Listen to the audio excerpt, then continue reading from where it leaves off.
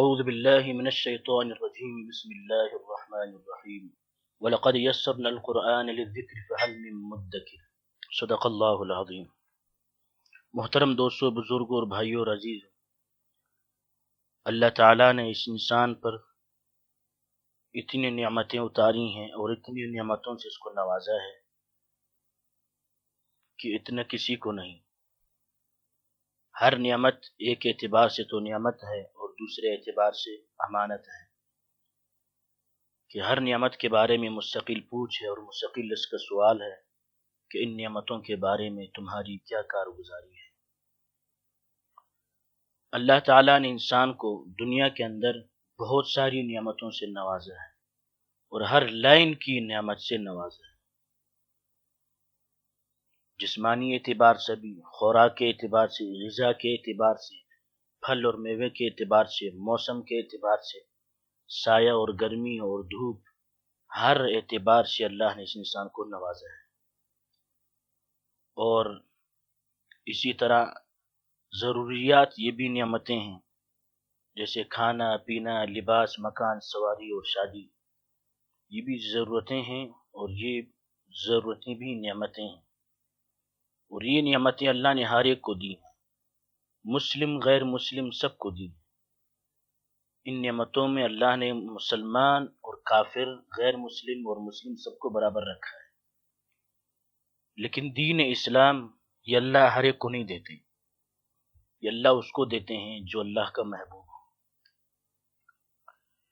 دنیا تو دے دیتے ہیں، دنیا کے اسباب بھی دے دیتے ہیں، لیکن دین اللہ اس کو دیتے ہیں جو اللہ کا محبوب ہو۔ تو دین اسلام، ایمان، یہ نعمتوں میں سب سے بڑی نعمتیں ہیں۔ اور قرآن یہ بھی بہت بڑی نعمت ہے۔ دنیا کے اندر یہ اصول ہے، ایک نظام ہے کہ جب کوئی کمپنی مشین بناتی ہے تو اس کو بازار میں لا باہر، اور پھر اس مشین کو چلانے کے لیے اس کا اپنا میکینک، اس کا اپنا ایک بندہ ہوتا ہے، استاد ہوتا ہے، ماہر اس مشین کو چلانے کے لیے، اور ساتھ وہ کتاب بھی بھیجتے ہیں تاکہ وہ کتاب کو دے کر پرزہ اور مشین اس کو چلائیں، پرزے جوڑیں اور مشین چلائیں۔ تو اللہ جل جلالہ من والہ نے انسان کی تربیت کے لیے بھی ایسا ہی نظام بنایا۔ اللہ نے نبیوں کو بھیجا اور نبیوں کے ساتھ ساتھ اللہ نے کتابیں بھی بھیجی۔ آخر میں رسول اکرم صلی اللہ علیہ وسلم کو مبعوث فرمایا۔ آپ کے ساتھ بھی اللہ نے کتاب کو بھیجا اور آپ کو آسمانی کتاب دے کر بھیجا۔ اور قرآن یہ معجزہ ہے، کتاب بھی ہے، اللہ کا کلام بھی ہے اور معجزہ بھی ہے۔ ہر نبی کو اللہ نے معجزے دیے اور وہ معجزے نبی کے جانے کے ساتھ ساتھ وہ ختم ہو گئے، لیکن قرآن پاک واحد و معجزہ ہے جو آج تک اور قیامت تک انسانوں کے ہاتھوں میں موجود اور محفوظ رہے گا۔ اب یہ معجزہ ہے کہ اس پر علماء نے لاکھوں تفاسیر، لاکھوں ترجمے اور اس پر بیانات کیے ہیں، لکھے ہیں، اور اسی طرح فن قرات، فن تجوید، اس پر انہوں نے کتابیں لکھی ہیں۔ وہ کتابیں ہم مطالعہ کرتے ہیں، اس کو پڑھتے ہیں، اور اسی طرح اللہ تعالیٰ کسی کو خود قرآن پڑھنے کا، پڑھانے کا، یا پڑھنے اور پڑھانے کے جو واسطے ہیں، ذریعے ہیں، وہ سکھانے اور بتلانے کے اللہ کسی سے اس کا کام لے لیں تو یہ اس کی خوش بختی کی علامت ہے، اللہ کی تقسیم، اللہ کی طرف سے۔ تو ہم اسی بنا پر ہم نے کہا کہ ہم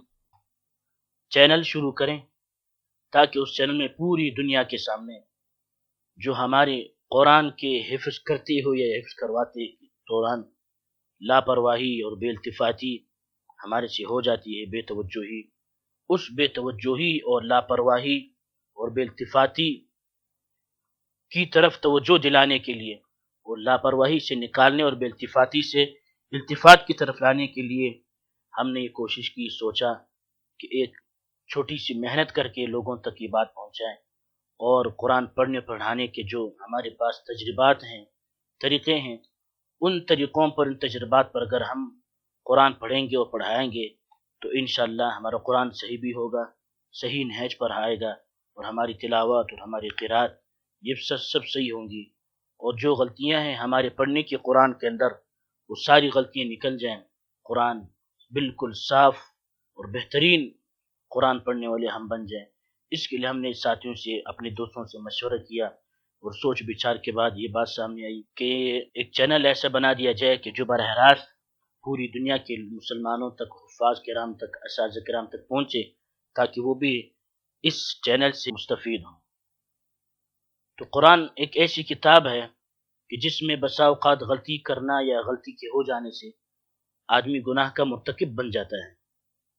اور اگر انسان کچھ غلطیوں میں گناہ کا مرتکب نہ بھی ہو تب بھی اس قرآن کا حسن اور قرات کا حسن اور حسن تلاوت اور قرآن کی خوبصورتی وہ ختم ہو جاتی ہے۔ چینل میں اس کے چلانے کا اور اس کو چینل بنانے کا مقصد خدا نخواستہ کسی حافظ یا کسی استاد کی دل آزاری نہیں ہے، بلکہ ان بے التفاتیوں اور ان غلطیوں کی طرف توجہ دلانا مقصود ہے جو ہماری تلاوت کے دوران وہ غلطیاں ہم سے ہوتی ہیں۔ اب آپ تمام مسلمان بھائیوں سے، خاص کر حفاظ اور اساتذہ اور علماء کرام سے گزارش ہے کہ اس نیک کام معاونین بنیں اور غور سے ہمارا چینل سنیں اور اس کو دیکھیں، اور ہماری تجربات کے باوجود ہوتے ہوئے اگر آپ کے اپنے تجربات ہیں تو وہ ہمارے ساتھ اس ویڈیو میں کسی بھی طریقے سے، کسی بھی ذریعے سے ہمارے ساتھ شیئر کریں، تاکہ آپ کے تجربات کو ہم اس اپنے اسباق میں، روز کے اسباق میں شامل کریں، تاکہ زیادہ سے زیادہ لوگوں کا فائدہ ہو۔